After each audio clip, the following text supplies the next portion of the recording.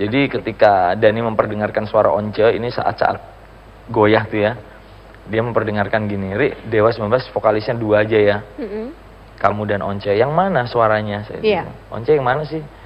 Diputar sama Dani. Nah, dari situ saya bilang, udah Dan. Jadi kita tuh memang unik, proses keluar itu memang unik loh. Mungkin tidak pernah dialami grup yang lain yang rata-rata berantem kan. Kita tuh discuss loh. Ya? Jadi udah sama Once aja. Karena terus terang memang ini mungkin orang pikir saya mellow gitu ya. Tapi memang saya juga tidak rela Dewa 19 itu yang saya pernah bangun juga harus hancur dengan kepergian saya. Oke. Kalau begitu untuk sekarang hubungan Ari Lasso bersama dengan Dani tentunya bersama dengan teman-teman yang lainnya seperti apa sih? Ya kembali normal menjadi sahabat. Beliau menitikkan air mata dan meninggal hari itu juga siangnya. Jadi saya menungguin, betul-betul menunggui detik-detik ya, jam, menit, detik kepergiannya. Masa kesembuhan Anda, Ari Lasso, pada saat masa-masa kesembuhan, reaksi keluarga Anda gitu ya? Ketika Anda tahu menjadi pecandu narkoba seperti itu. Ya tentunya kaget, sedih. Di tengah-tengah proses perjalanan itu, saya menjadi lebih dekat dengan papa saya, menjadi lebih dekat dengan mama saya, karena kita akhirnya banyak berbicara dari hati ke hati tentang kondisi saya. Gitu. Baik, ini kita punya cuplikan Ari Lasso. Setidaknya mungkin gambar-gambar ini bisa membuat atau salah satu faktor yang mendorong Anda sembuh dari narkoba. Untung cepet ya. Kenapa kalau lama, Mas Ari? Bisa nangis ntar saya. Tapi kayaknya sudah berkaca-kaca itu. Mungkin, enggak kok, enggak. Betul ya, yang di artikel tersebut bahwa Anda sempat berjanji untuk sembuh di saat almarhumah ibu Anda koma pada waktu itu? Iya, memang apa ya? Itu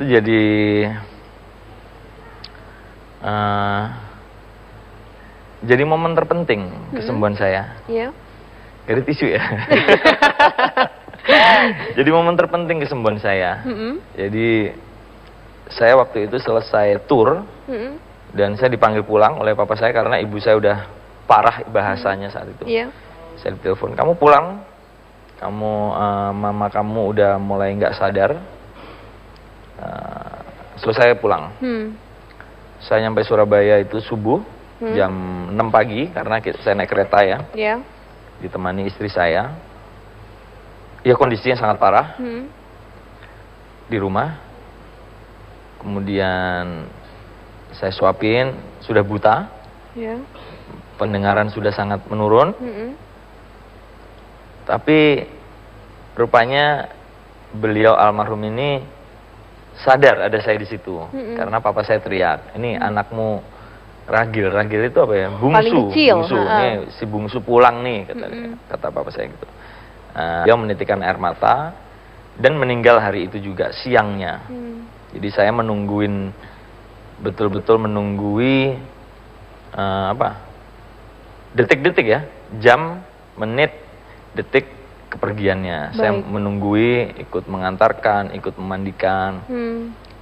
Di situ juga saya memang janji gitu, sebelum beliau menghembuskan nafas terakhir, itu saya bilang bahwa udah,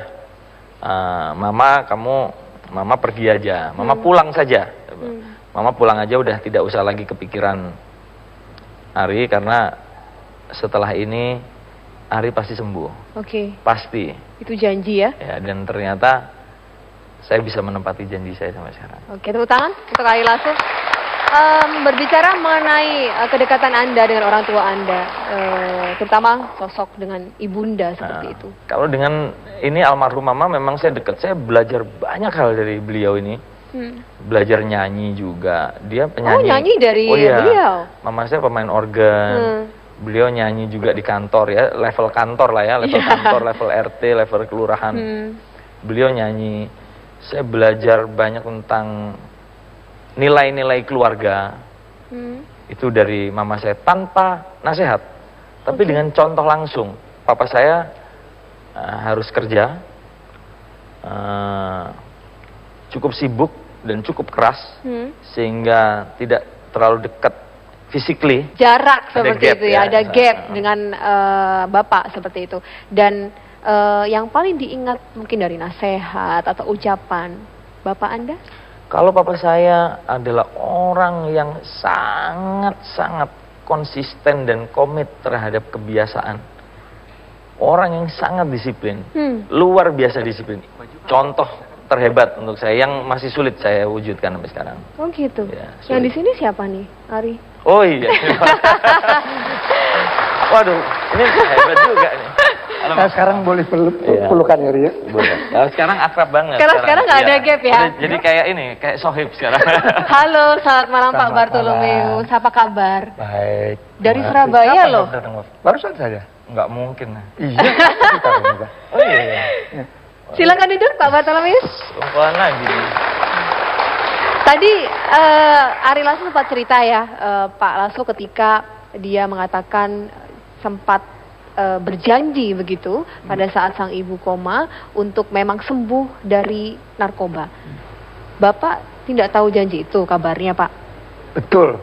Jadi pada waktu itu ternyata memang saya banyak baca di majalah-majalah bahwa Ari pernah berjanji kepada mamanya untuk sembuh. Oke. Tetapi saya sendiri nggak pernah menyaksikan. Karena memang momennya, momennya krusial ya. bayangin. Kemudian beberapa waktu yang lalu saja, mungkin 1, 2, 3 tahun yang lalu, saya tanyakan, Ri, kamu memang betul gitu ngomong sama mama? Oh iya, loh papa kok nggak tahu, papa waktu itu di luar. Sedang di luar kamar. Sedang di luar kamar. Jadi kita di kamar berkumpul. Jadi ini yang saya ingat dan yang saya kami berkumpul semua, mulai yang tertua, kedua, ketiga, keempat, dan terakhir Ari. Ibunya cuma berpesan, Ri, mama tidak ingin kamu kaya atau luar biasa, kaya seperti yang lain. Mama cuma ingin kamu sehat dan sembuh kembali. Hanya itu saja yang saya ingat.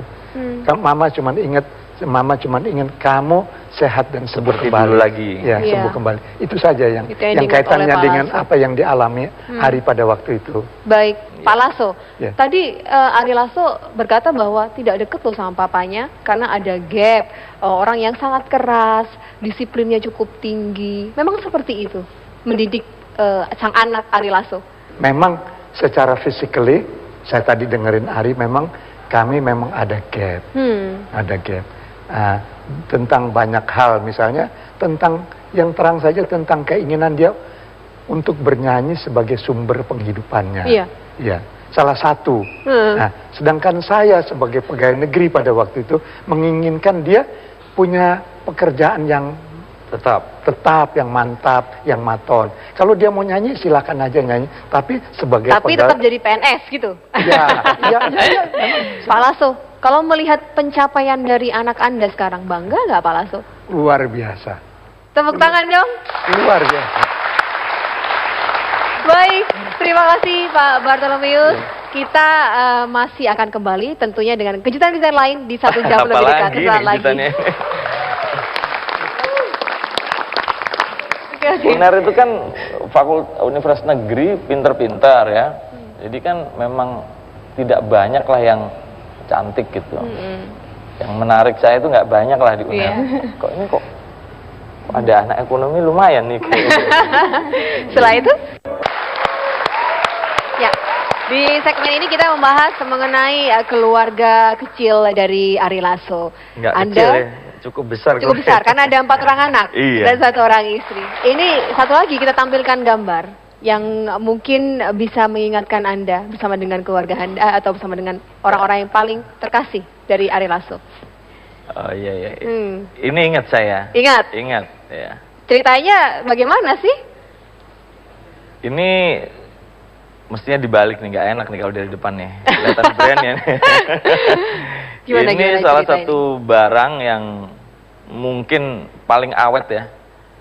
Ya, waktu itu baru bisa punya uang lebih lah gitu. Baru punya uang lebih, pengen beliin sesuatu yang long lasting gitu. Ya, salah satu yang long lasting dan kepake setiap hari kan adalah dompet. Kalau nggak salah loh, itu saya beli tahun 2004 ya, kalau nggak salah 10 ya. tahun dong ya? Dan sampai sekarang Masih awet? masih dipakai. Masih Jadi dipakai. untuk kaum laki-laki jangan segan-segan belikan agak mahal karena memang awet gitu. Oh gitu ya. Dan tentunya bisa lebih hemat. Lebih Nggak hemat boros. jatuhnya, iya, jatuhnya lebih hemat. Jadi inti pesannya itu hemat sudah. Termasuk warna hitam. Kenapa Anda memilih warna hitam sih? Ya hitam itu kan simpel tapi oh iya ya buat cewek kok warna hitam ya gitu. Iya, ya? kenapa? Iya, Emang iya. favorit warna hitam ya? Saya favorit warna hitam. Oke, termasuk istri Anda favorit warna hitam?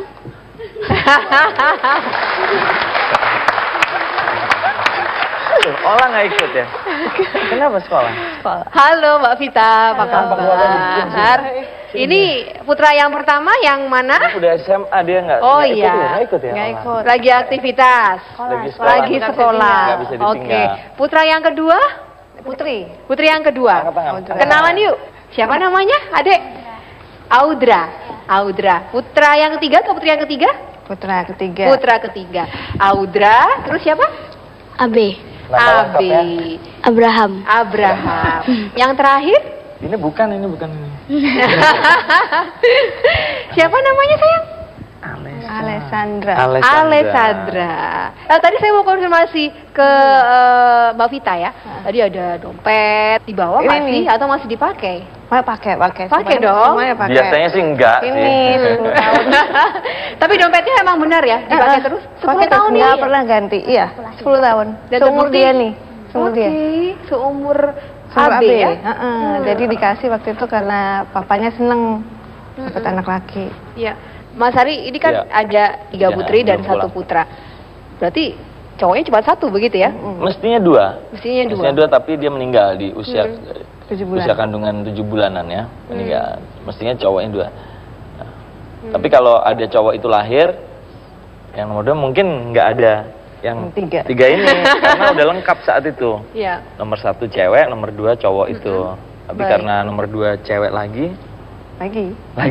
dan lagi akhirnya. Pertemuan antara Mbak Vita dan Mas Ari dan keputusan saat itu sampai menikah. Bagaimana ceritanya? Saya dari Mbak Vita terlebih dahulu. Kita ketemunya waktu itu di kampus di UNER. Jadi Ari itu senior saya. Gitu. Terus aku minta nggak tahu tempat SPP ya Pak. Di mana tempat SPP, bayar Jadi, SPP gitu. Saya lagi mau bayar SPP Oh, itu tapi nggak tahu gitu caranya gimana gitu karena waktu itu sistemnya baru dirubah atau gimana. Nah terus di depan saya ini ada yang lagi ngantri kok tumben di UNER ada yang lumayan gitu kan.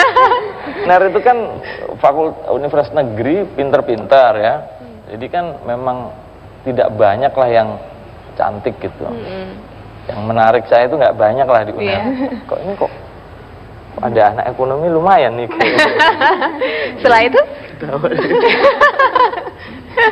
Ya udah, saya tanya, mau bayar SPP? Iya. Ini emang agak konyol ceritanya. Oh iya, gimana caranya? Ya udah SPP dan daftar ulang ya. daftar ulang. Dia yang bantu-bantuin gini. Udah selesai. Oh iya, makasih. Sampai dengan selesai itu saya belum tahu namanya dia. Jadi dia udah jauh di parkiran, saya baru naik teriak, namamu siapa? Masih ingat nggak Mbak Vita saat berteriak seperti itu? Vita. Itu kenalan dia, bukan yang kenalan gitu enggak. Gitu? Iya. Oke. Aneh kan? Setelah itu bagaimana hubungan berlanjut? Hilang. Oh, hilang. Setelah itu Seminggu, hilang. seminggu. Lebih. Hilang. Berapa lama itu? Ya berminggu-minggu maksudnya tidak ada kontak lagi. Terus ada teman saya, sahabat saya ngajakin main ke rumah, dia bilang gini, ngajakin main ke rumah cewek, dia bilang, ikut aku yuk, temenin aku yuk, aku lagi suka sama orang. Di mana rumahnya? Di Darmo. Udah ikut aja temenin, dia bilang gitu. Saya temenin, loh ini ternyata adiknya dia, yang teman saya suka itu adiknya dia. Ya udah dari situ kenalan. Tapi setelah itu juga saya kembali ke Jakarta, udah nggak pernah kontak lagi. Sekian bulan kemudian baru ingat, jadi dia nih emang kayaknya naksir saya dari pertama nih. Aduh. Kentara, maksudnya kalau naksir, saya naksir juga, tapi nggak Iya. kentara gitu. Iya. Jadi saya ingat waktu sebelum saya pulang dia bilang gini, kamu bilang, Yuk nonton yuk gitu ya. Ini kan Oh, yang ngajakin pertama Mbak Vita, iya, benar? yuk nonton Benar yuk. Mbak Vita? Kenapa aku yang pertama?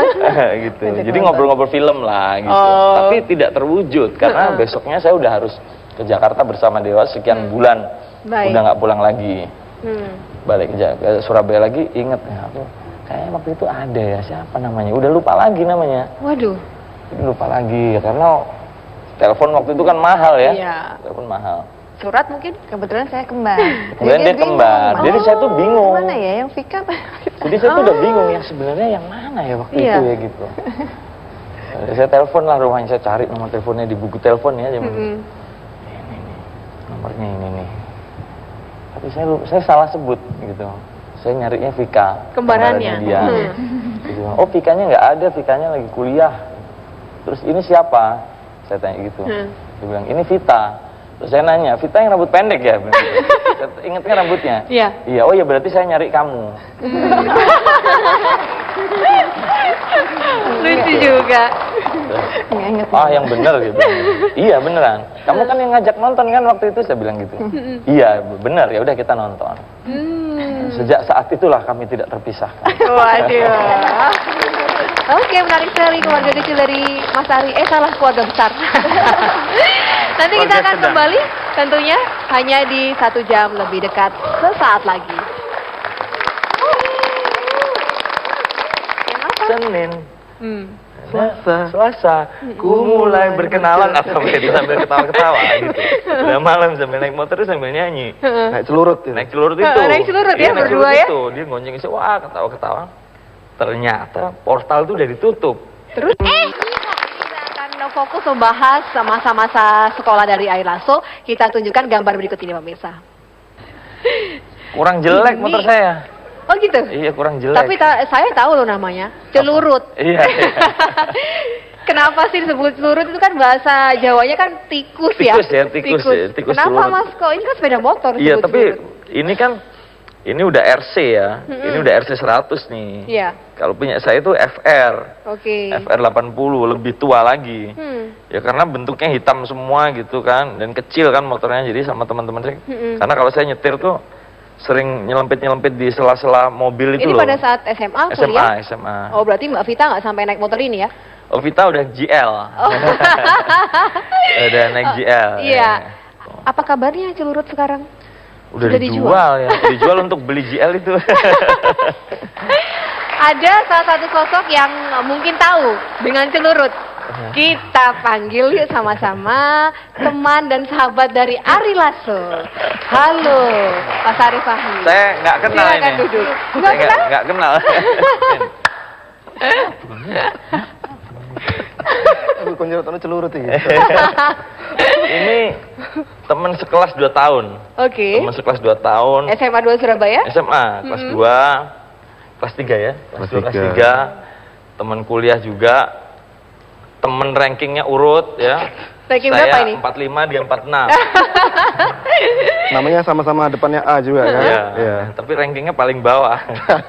Dia Arif Fahmi namanya. Baik, Mas Ari Fahmi yang hampir nabrak portal dengan Oh maju. iya. Gimana Juga. ceritanya? Ini- Saya mau dengar dari sahabat Anda. Gimana?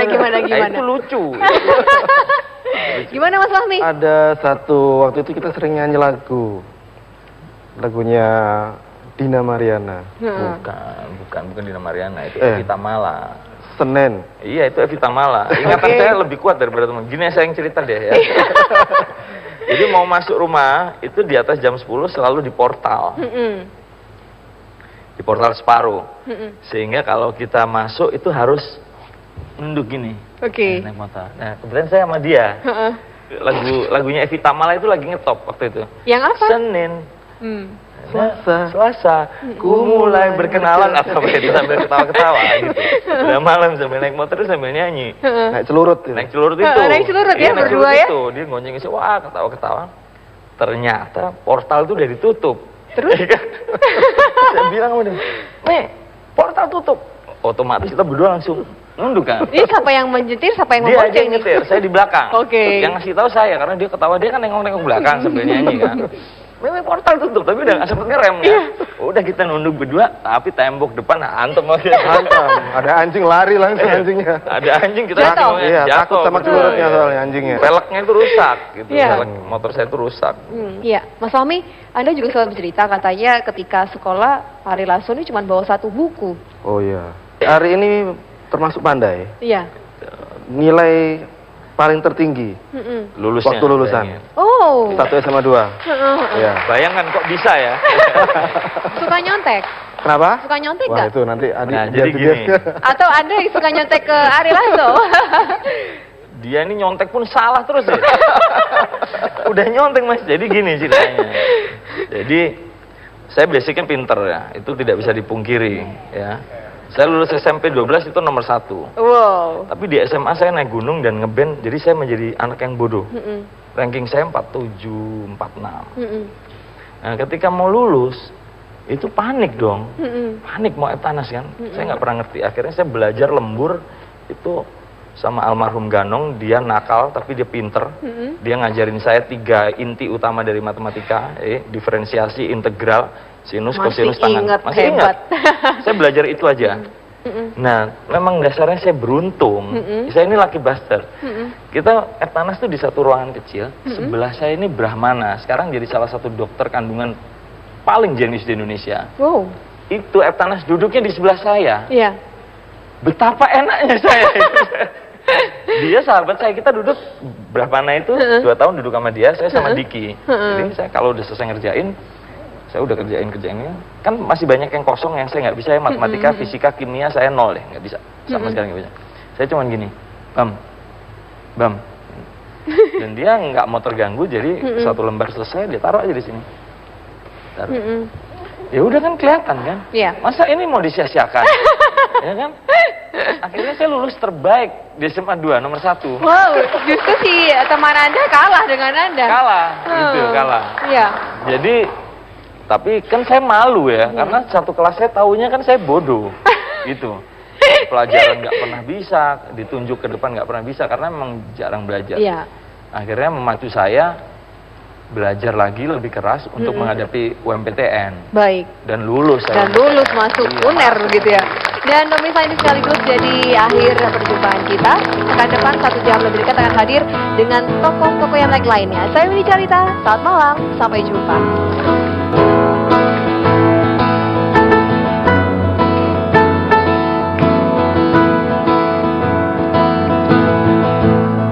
Di sini ada satu kisah cerita tentang anak manusia menantang hidup bersama,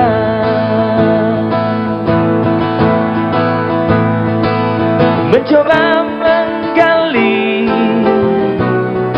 makna cinta.